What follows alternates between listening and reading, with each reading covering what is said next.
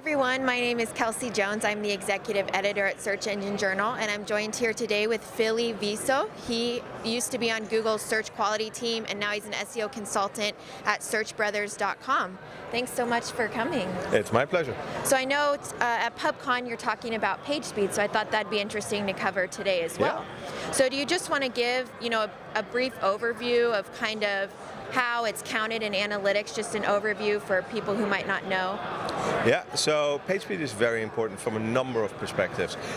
One of the key elements is business. It's profit. It's as simple as that. You will often find that if your page speed improves, you might actually make more sales. Really? So that's something that you most definitely want to look at from that perspective. Now, from SEO, it's also been told a lot of time, like, oh, you get a ranking boost. That may be true if everything is equal, but it's seldom everything is equal. Okay. So I wouldn't do for SEO switching, for example, to HTTPS or just for improving page speed on the site for SEO purposes for the ranking boost. I would do it if you have a larger website for the indexing speed. Because if you have a large website and your site is slow, Google doesn't want to DOS your website, so provide a denial of service attack on your servers. So they're relatively conservative how they crawl your website, which is good in a way. Like, imagine that Googlebot goes all rampant and crawls every single website at the speed that they could do. Every website would be down, or at least the majority of them. So it is good that that doesn't happen. But as a result, if your website is slow, Googlebot may not crawl it as fast and also not index your content. Now, if you have a lot of URLs, say you have 1 million URLs, you need to be careful that because otherwise your content doesn't get indexed. If you don't get indexed, you can't rank in the first place. So the ranking boost is actually being indexed in the first place. Okay, so that makes sense. That's one thing that I would say is very important as well from an SEO perspective.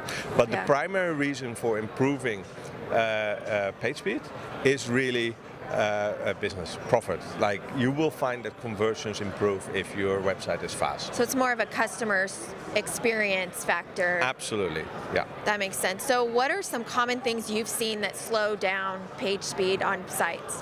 So there's several. Most people focus on front end. This is also where AMP comes from. Okay. If you have heard of AMP, Accelerate Mobile Pages, where you improve the front end delivery. So that means less CSS, optimized JavaScript, potential use of CDNs, minimized scripts and content, HTML content, stuff like that, and trying to push it as fast as possible to the user. What is often forgotten is the back end. So if you do a query in the back end that you don't need to be doing, but it takes half a second to do that query, every single time that your page is generated, that's something that you can cut out. If you can cache that in a way, you may have to do it once every 24 hours. Might be a good time to do that at night, but because on average the night visitor may not notice that the page is slightly slower, but everyone else doing the rest of the time that the cache is live will be able to use the cached version. So you can speed up a lot by also looking at backend, server infrastructure, connection, gzip, caching on disk, stuff like that. Okay, what about, so Search Engine Journal runs on WordPress. Yes. And so our developer is very adamant about not having any plugins that we don't absolutely need, because he says that affects page speed. Is that something else to look at? Oh, absolutely. As well? That's one of those back-end examples. There are tools out there like WordPress, also other WordPress plugins. You can run temporarily.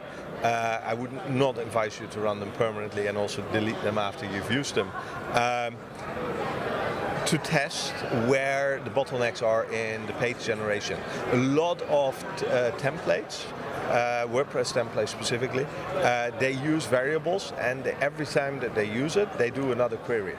Oh, so that'll slow it down. That will slow it down. If you have to do 40 queries just to load one page, and you can do basically the same within 4, why are you doing it with 40? And WordPress is not the most optimal on that particular part. That makes sense. A lot of this can be done by either reducing the number of templates, the number of plugins, or improving the template, how you use variables. So do one query, store it in a variable within the template, and then reutilize it throughout the template where you need to. Okay, that makes sense. So if you're an SEO and you don't have a ton of development experience, are there any tools that you would recommend that that we could use, to test the page speed and then figure out where the problems are to fix them? Yes, so depending on the platform and how technical you are, because if you're very technical, you will be looking at the code base. I would. But if you can't, that's perfectly fine too. There's several tools out there. One that is very known is Google's PageSpeed Insights, which is a basic tool, but will give you some insights. Also, it will offer you an option to download optimized resources like images and CSS and JavaScript files, but be careful with that one because that normally applies to the one page you loaded, and you might use CSS rules or JavaScript stuff on other pages as well, and now you may not have that anymore. So keep that in mind. You need to make sure that you download the right ones. Second of all, you can use something like GTmetrix, you can use something like websitetest.org, which is also a pretty good one. And one that is pretty unfamiliar is a French one that's also similar like GTmetrix as well as a few other ones, is dareboost.com. That's also quite an interesting one, and we'll give you a couple of tips as well. So, yeah. That makes sense. That's helpful. Okay, one last question. Yes. How often should you be checking your page speed? Should that be something you do monthly as part of a maintenance or routine, or? So, if you don't change anything on the template, you could do it whenever you do any changes to the website. Okay. Yeah, but you should check it regularly. There are services that allow you to they test it for you weekly, and they'll send you a weekly summary, and if there's anything red in there, you should check it out. You should also monitor Google Search Console in crawl stats. You will see how fast Google is crawling your website there, and you want to push that down as much as possible.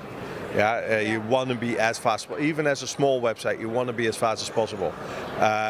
Because again, this comes back to the first item, it will impact your users. So you want to be as fast as possible. Every single time that something new comes on the market, you need to double check if you can improve. Yeah, Page, I like that. optimizing for speed and for the user experience never stops. Yeah, for sure. Well, Philly, thank you so much for joining me today. That's my Appreciate pleasure. it. Thanks. Again, this is Kelsey Jones and Philly Viso at PubCon. Hi, my name is Brent Satoris. I'm here with Search Engine Journal. I'm joined today by Gary Yesh, Chief of Sunshine and Happiness at Google. That's correct. Welcome. Thank you for joining us this morning. Thank you for having me. There's been a lot of discussion, I don't know, a lot of discussion, but there's been some decent discussion recent about Penguin. I never heard about Penguins. No. They've been running around here chasing you, so.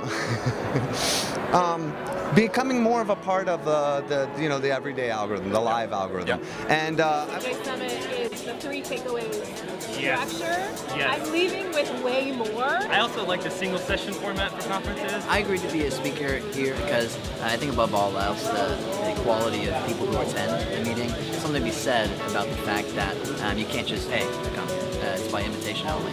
What I really liked about the speakers is that it's been very well-rounded.